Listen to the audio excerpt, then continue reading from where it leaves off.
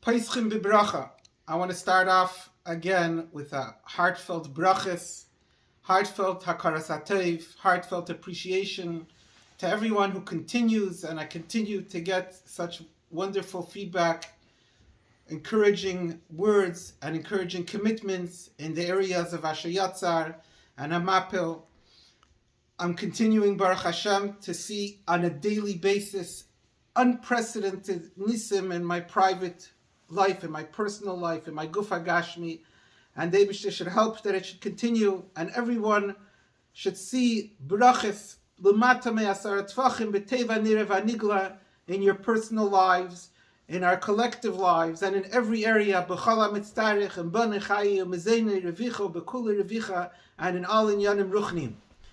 I want to share with you, first of all, we spoke a lot about Asher Yatzar. I'm going to speak briefly again about Asher Yatzar, just two stories that will, I hope, add again and increase the Hiseirus, because we have to keep this momentum going and build on the momentum and increase the momentum. One story I heard from Dr. Aryeh Gottfried from Toronto shared with me that he heard from Professor Velvel Green, Olav Hashalom, that shared with him years ago. I think he said he shared this story with him 30 years ago. He said that Professor Velvel Green said that when he was living in Winnipeg and he was in the hospital there in microbiology, and he was once walking out of the hospital together with a colleague of his, a professor who was the head of the urology department in that hospital. And as they're walking out together, Professor Green, Velvel Green, excused himself for a moment to use the men's room. And then he came out of the men's room, and his colleague, who was a non-Jew, noticed that Velvel Green was moving his lips. And he said, "Professor Green, you seem to be saying something.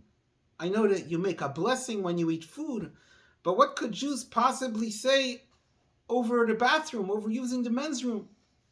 So Velvel Green shared with him the translation of the bracha of Asher Yatzar, exactly what we say and how we express our thankfulness to the Eibishter for being able to have the proper bodily functions.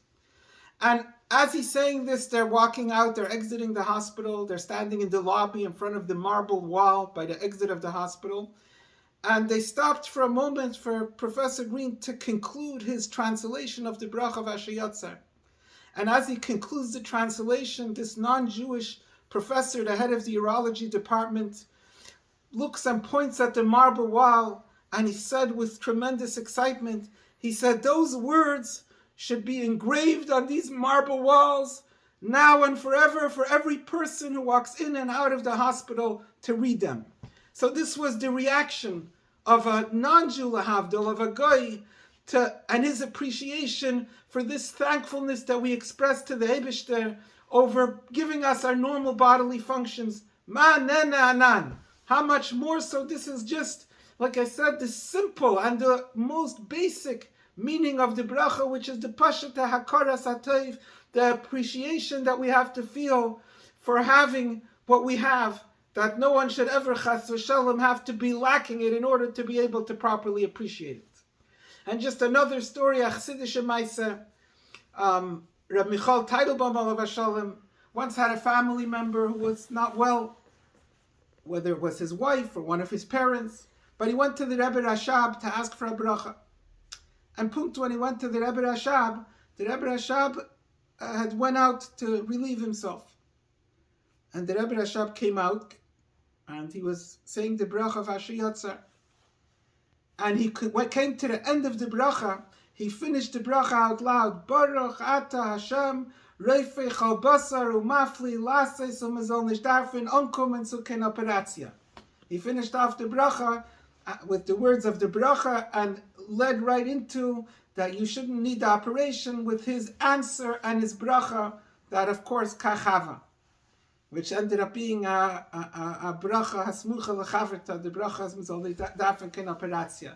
So it's a bracha, it's a story of a Rebbe, it's a story of a Mephis, and it's a story, I think, that illustrates more what's contained in the words of the bracha, the reifei kol basar umafli lases, how this contains all the brachas. This is again just the gashmistic benefits and the gashmistic dividends, and like I tried to express last time, the ruchnistic dividends, the main point, the focus of brachas and the way brachas uplift us and connect us with the Eibishter is so much deeper and so much more profound than that. We spoke about Asher Yatzar and Hamapil, and I realized that Hamapil is something that many people are finding much more difficult. Not just saying Hamapil with Kavana, but saying Hamapil altogether, for a number of reasons. And I've noted that even Chassidish Yidden have had difficulty with it. Some people have FOMO perhaps. They're afraid that if they say Hamapil, then they can't join into conversations anymore, even though there's eitzes to that, but that's not for here and now. Others have other difficulties with Hamapil. And I want to, many people have started saying the Hamapil. And again, I have to express my appreciation, and I hope it's for you as much as and more than for me. And most important, it's for the Eibishter. Like the famous story that Rabbi Wagner once on Yutas Kislev was Farbrengen. And he said, who was celebrating? Who was the beneficiary of the Ness of Yutas Kislev? He said, was it the Alter Rebbe? The Alter Rebbe was fine in prison. He was together with the Baal Shem Tov and the Maggid. He wasn't missing anything. He even had a eitzah to be eitzah the halacha of Big Day Shabbos. He said, Lashema Yeshua, it's the Eibishter who gained, that now there was able to be Gili Alikus in the world. The benefit of the brachas is that this connects us with the Eibishter. It's our benefit and it's the Eibishter's benefit, and we have to remember that. But I want to spend a few short moments on addressing a little bit and focusing together on the importance of Hamapil, so that we should appreciate what's the focus. And I want to first say, Hamapil has been what I was looking for from Hamapil. Is angekommen asach schwerer. I did not see the same types of results that I saw with Asher Yatzar. But the last 2 days, Baruch Hashem, I started seeing progress with Hamapil as well. I'm perhaps starting to see the light at the end of the tunnel. And the Eibishter will help him weiter by me and by everyone, and b'chol hamitzdarech, and all the brachas that we need. But what is the difficulty that people have with Hamapil? Of course, Hamapil, we have to say, first and foremost, weil azay steht in Siddur. And we do what we're supposed to do. Azay steht in halacha. I'm not going to get into the different opinions of what the exact halachic status of Hamapil is, the main two different approaches. But regardless of what it is, it's a bracha that carries a lot of weight and plays a very important part of our Yiddishkeit. But I want to focus a little bit on the deeper significance of Hamapil. I think part of the challenge in saying Hamapil is we go to sleep. Whatever we did a whole day, we davened, we learned, we went on Miftzayim, we did Afatzas Hamayonis Chutza, we did Shlichas. And now I want to get into my bed and go under my koldera, under my covers, and relax and be free. Not feel a oil anymore, not feel a yoke, not feel a responsibility. Don't give me more brachas. At some level, we feel that we want to be throwing off our burdens when we get into bed. And Yiddishkeit, and even more so, Chassidishkeit demands from us the opposite. You're going into bed. The importance of Hamapil is not just because it's something that you have to do, you have to fulfill the halacha. The importance of Hamapil is when you're going to sleep, the closest time before you go to sleep, the last moment, you have to once again reconnect with the Eibishter, so that you're sleeping like a chassid, you're sleeping like a yid, you're sleeping with retaining and remembering and remaining conscious of your connection with the Eibishter. Under your covers, you're still a Jew, you still have the Il Malchus Shamayim. And that's dependent on the Krishma Shalamita in general, and on the Bracha of Hamapil specifically, on the last Baruch Ata Havaya Elekeinu Melech Olam, before you drift off to sleep. Chassidim used to say that a person has to wake up. The first halacha in Shulchan Aruch, Yakum Bizrizus Yiskaber Kari, You have to wake up in the morning like a lion for Avodas Hashem, for serving the Eibishter. How do you wake up like a lion? You wake up in the morning, you're tired, you feel like savata mishenascha, like it says in Shulchan Aruch, I didn't sleep enough, all kinds of excuses and amaslois and reasons. So Chassidim used to say, you know what the main factor is? How you're going to wake up like a lion? It depends on how you go to sleep. As me geht schlafen wie a Pferd, kann man nicht aufstehen wie a Leib. You have to go to sleep like a lion. You have to go to sleep like a mensch, like a chassid. Chassidim focused very strongly on the fact that the day doesn't start from the morning. Vayere vayivoker. The day starts, and the day is determined, and the day is dependent on me geht schlafen. And this is what the Hamapil is.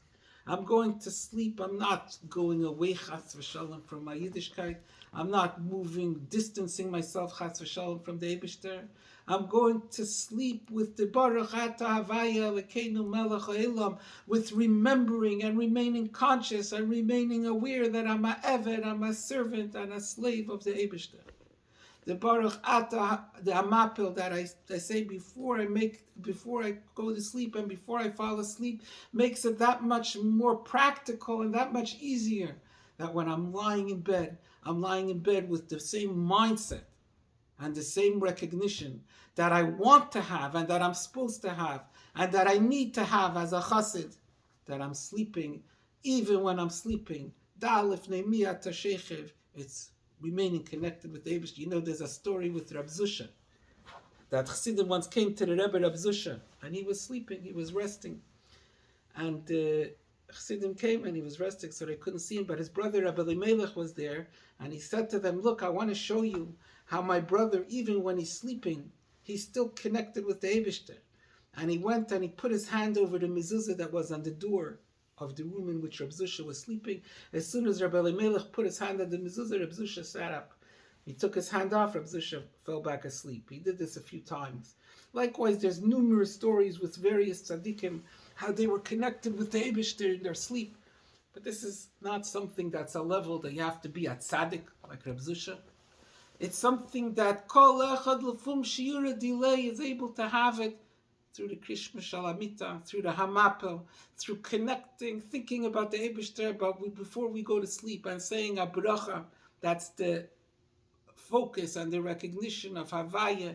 He's Hayahiva V'yeh Ka'echad, he's Alekeinu Kechenu V'chayusenu, and through that he's Melech Ha'olam, the King of the world.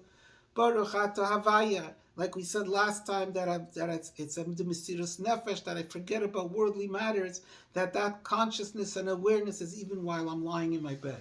So this is the Hamapel, and I'm going to say a Maimer Hamuzger, that even if there's someone, I know there's those who still see Hamapel as being extremely challenging. I'm not going to expect that I could convince everyone, and for various reasons. At least if you're not ready to say Hamapel yet, if I can't convince you to do that, we'll give more focus in the rest of Krishma Shalamita. It's so important that at the end of the day, that the Krishma Shalamita, that the last act and the last experience before you go to sleep is one that guides you, that your sleep should be a Yiddish Eifen and a Chassidische Eifen. There's a vart, a Chassidish vart that Chassidim used to say. It says in the pasuk, Oven yachshev al mishkavei, yisyatzev al derech loy toiv ro lo yimas. Chassidim said, Oven yachshev al mishkavei. Amal a mensch geht schlafen, and he's lying in bed. Not everyone wants to lie in bed and think over what he learned in Nigla that day, or what he learned in Chassidus that day, or Chassidish Ma'asen. You're relaxing, you're chilling, you're letting loose, you're under the cover, nobody knows what's going on with you. Trachtman machshav zaris. Machshav zaris means many different things. It means zaris loy, something that's foreign to the person who's thinking it. Das heißt ich machshav zaris. Oven yachshev al mishkave, a person liegt in bed und tracht fremde Sache, machshav zaris. Und danach yisyatzev al derech loy toiv. He wakes up in the morning, and stellt sich weg, nicht in a gute Weg. He stands up in a not good way. What does it mean? He stands in not a good way. A person is supposed to wash negelwasser the first thing in the morning. before he takes a step. Not only before he takes a step, before your foot touches the ground, you have to wash negovasa. Your foot can't touch the ground. If chas v'shalom, you put your foot on the ground and you didn't wash negovasa yet, heißt das yisyatzev al derech leitev, avekstellen sich auf nicht a gute Weg. And if these two things happen, ro lo yimas, then suddenly something that's bad, that's supposed to be mius, even though mayus barab b'shleimus is the level of a tzaddik. But every person, l'fum shir delay, we're supposed to reject things that are bad. We're supposed to not want and be turned off by things that we know are hipach ratzon elyon. How did we get to that? So Chassidim said simple. The pasuk gives you a simple eitzah. It depends on what you're thinking in your sleep when you're going to bed, and that determines on the first thing you do when you wake up in the morning.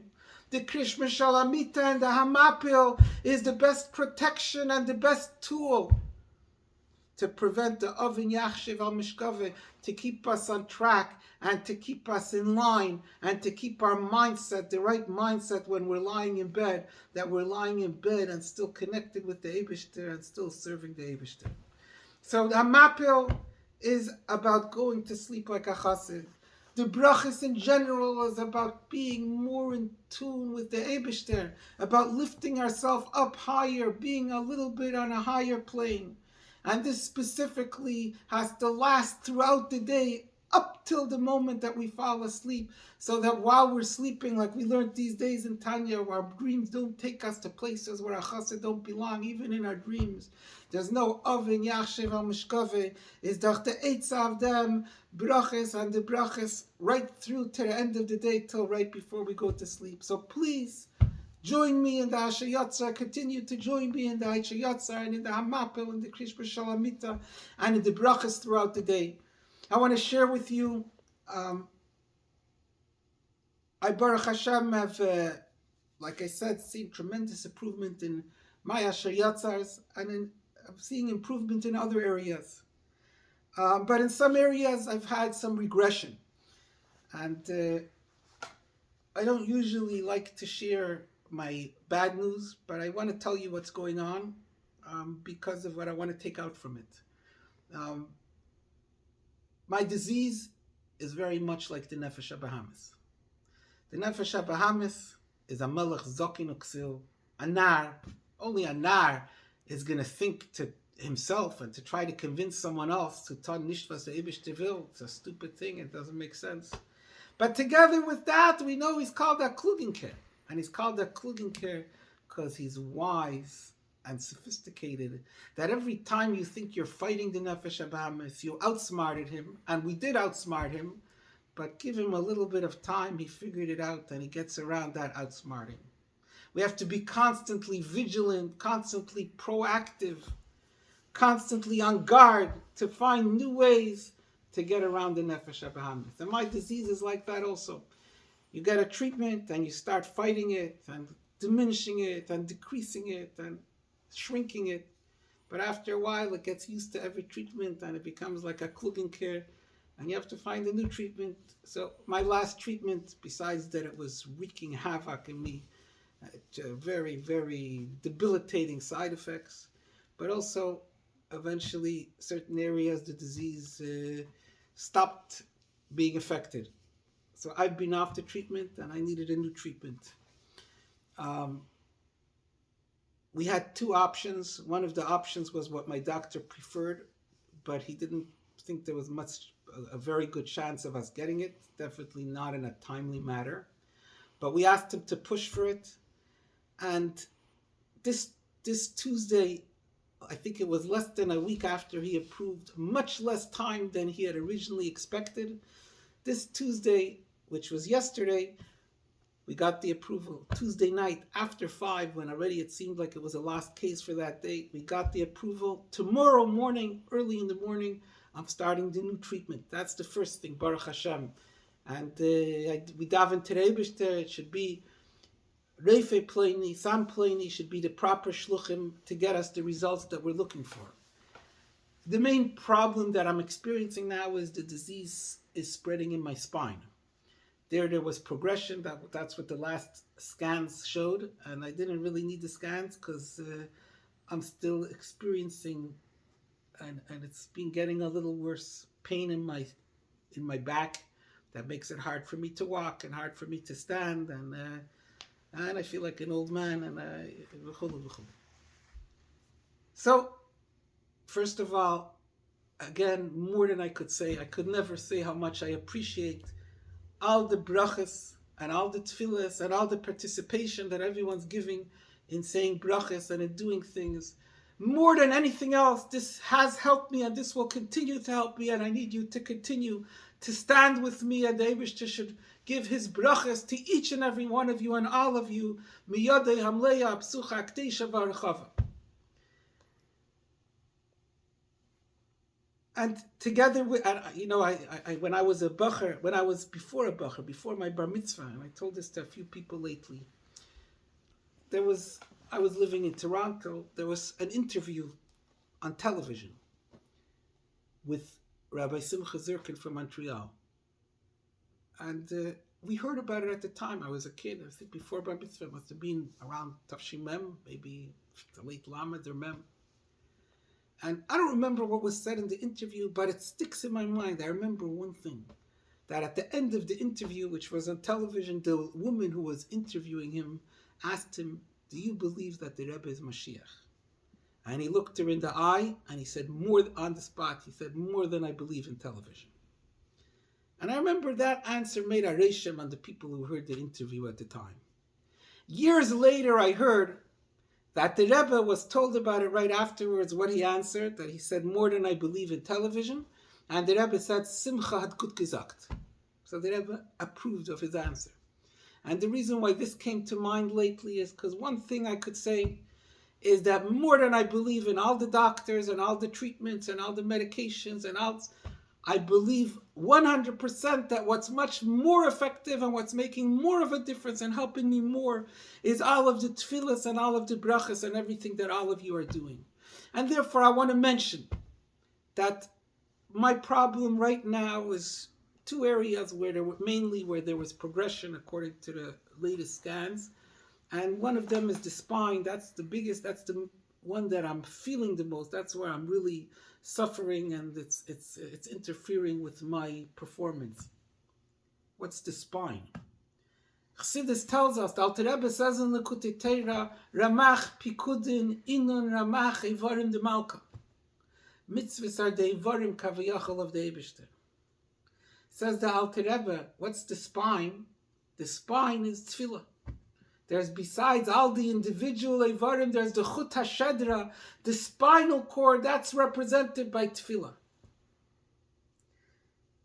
I asked for so much, and it's not my nature to ask people for things. But they say, "Hahechrech lo yiguna." I'm not finished asking. I'm continuing to ask. And the Eibishter should give you all the brachas, and the Eibishter should give you the realization that every person should feel that you're gaining as much as me and maybe more than me. But I have to, it's maybe my arrogance that I always had difficulty asking other people for things and taking things from other people. Sometimes a person comes to their stage that they get cured of their arrogance. It says in the pasuk, "Yemincha Hashem tiratz oyev." Yemincha Hashem, your right hand, when you feel Yemin, when you feel Gili Alikos, when we feel close to the Eibishter, that breaks the Nefesh HaBahamas. That could shatter someone's arrogance. Or another option, Uveroiv Ga'incha Tares Kamecha. Even if I don't feel a closeness to the Eibishter, if someone is Mizbeinim, Bereiv Ga'incha, Deremimus, the greatness and the highness and the aloofness of the Eibishter, Tares Kamecha, that could also shatter someone's arrogance, his yeshus. A third option,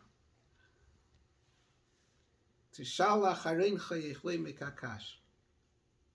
Person might not feel a closeness to the Eibishter, he's not even mizbeinin in the greatness.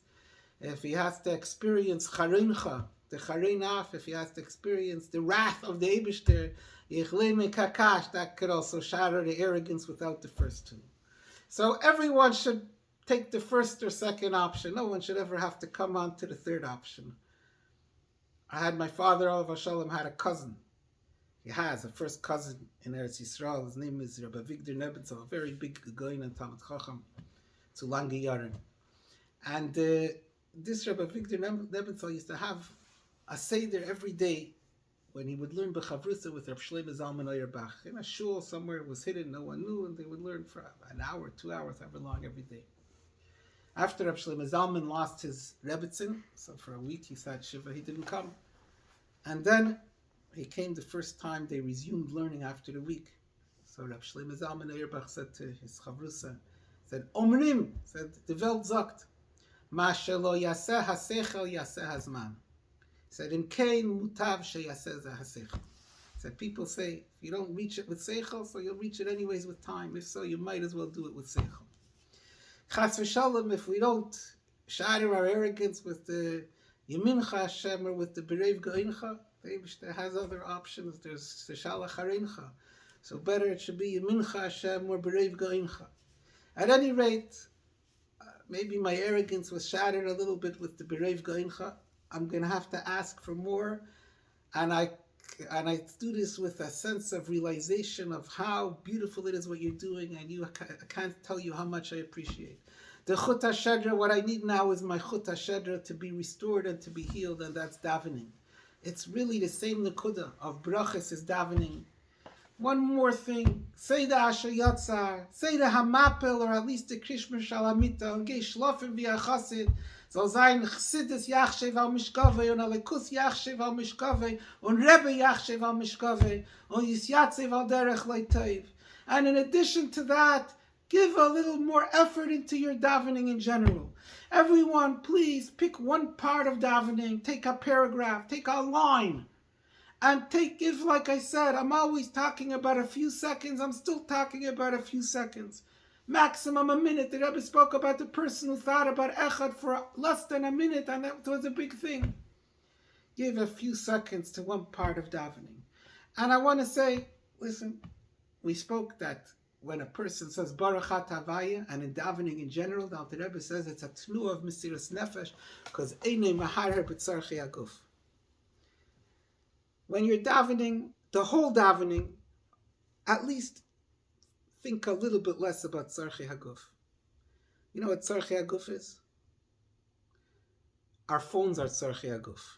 And we don't want to say negative, but I go to Minyanim sometimes.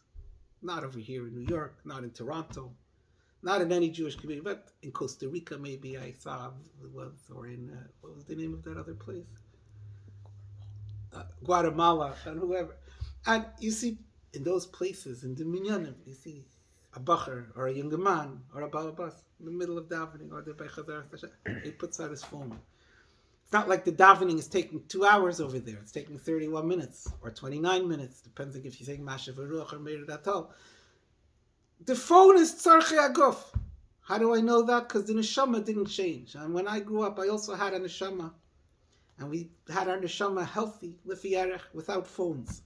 So the phone is tzarchei haguf. Whether you consider it shalish klipas atmeis or klipas nega, it's tzarchei haguf. Please, the first thing in Sur Meirah, it's an easy thing, and if you see it as hard, once you start doing it, it's easy. Turn off your phone before davening. If you don't want to leave it at home, turn it off. During davening, keep the phone away. That's your tzarchei. At least go through the physical motion of being Mesiras Nefesh, of neglecting, of putting aside and forgetting about our Tzarchei Haguf. And in V'asei Tov, in a positive way, together with the brachas that we want to put more attention and focus in, together with the Krishma Shalamita and the Amapel, take a part of davening, put a little more focus on it, take a line, take a paragraph, think about it, think about what it means al pi pshat, think about what the Pirush HaMilah is, think about what it means al pi chassidus, think about how it's enhanced by the fact that you remember that you're talking to the Eibishter. Let's all do this. Let's all connect more. Reb Peretz Mochkin, the great chassid Reb Peretz Mochkin, said, there's no trouble, there's no difficulty, there's no hardship in the world, was me ken von dem nicht potter werden durch Stein HaTefach Hecher, that you can't be free yourself of it by standing higher, by being a little bit higher, raising yourself to a higher plane.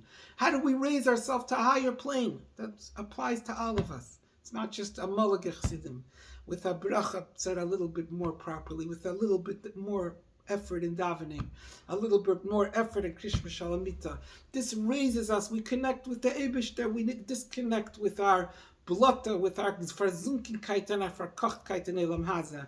And the higher we are, the freer we are from our bondage and our problems that are all coming from the Meitzarim Ugvulim of Elam Haza. So please join me, continue the momentum. Haida ala avar and bakasha ala ase. Join me in building on the momentum and increasing and extending it. Put more effort into the Krishma Shalamita and understanding what it's supposed to do for us. Do more into davening. And let's just bring every single person the dividends that he's supposed to get out of it. Begashmius or beruchnius. And together it should bring us all our collective benefit. It should bring us the brachas from the Eibishter, that we should once and for all go out of this Golos, out of the Meitzarim Ugvulim of Golos, stehen hecher from the Golos, on our tanzen in the Gula Amitis Vashlema, take it from Miyad Mamesh. We're just coming today from the Simcha of Purim Koton and Shushan Purim Koton. This is a Koton Gadol year. It should bring us to the ultimate Simcha of Simchas Elam Al Reisham. Take it from Miyad Mamesh. L'chaim u'lebracha, we should join together b'seiva smachis with the emes simcha, b'simcha. 1 second, and medaftach endigim mit anigim shal simcha. Ya da da da da da da da ya ya ya ya ya ya ya ya da da da da da da ya ya ya ya ya ya ya ah ya ya ya ya ya ya ya ya. I'm gonna wake up the whole house. Ay ay ay ay ay ay ay ay ay ay ay ay ay ay ay ay ay ay ay. L'chaim l'bracha. Thank you, thank you, thank you. And let's celebrate together. Take it from Yad Mamish with the Gresta Simcha in Yerushalayim, Mir HaKedesh, the Beis HaMikdash, together with the Rebbe.